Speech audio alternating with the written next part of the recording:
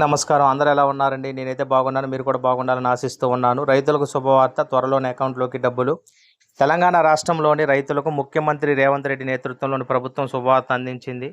రబీ సీజన్కు సంబంధించిన రైతు భరోసా పథకం నిధులను రైతుల ఖాతాల్లో జమ చేసేందుకు తీవ్రంగా కసరత్తు చేస్తుంది.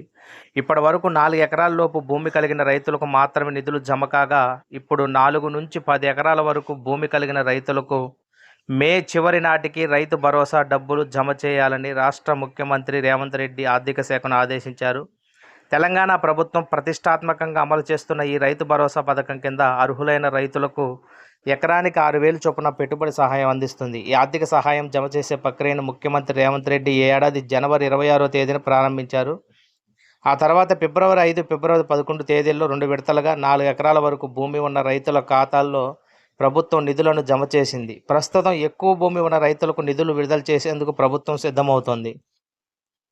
4 ఎకరాల కంటే ఎక్కువ భూమి కలిగిన రైతుల సంఖ్య దాదాపు 35 లక్షలు.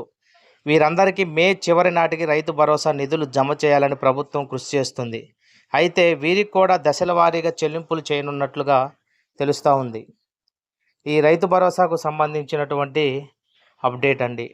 ఎందుకంటే గతంలో 4 ఎకరాల లోపు ఉన్నటువంటి రైతులకు ఈ రైతు బంధు డబ్బులైతే పడ్డాయి. ఆ పైన ఉన్నటువంటి ఎకరాల వాళ్ళకి ఇప్పుడు మే చివరికల్లా వీరికి కూడా దశల వారీగా ప్రభుత్వం వారి యొక్క ఖాతాలో జమ చేయడానికైతే సిద్ధమైంది. ఇదొక రైతులకు గుడ్ న్యూస్ అని చెప్పవచ్చు. మా యొక్క విశ్లేషణ మీకు నచ్చినట్లయితే దయచేసి లైక్ చేయండి, సబ్స్క్రైబ్ చేయండి. ధన్యవాదములు.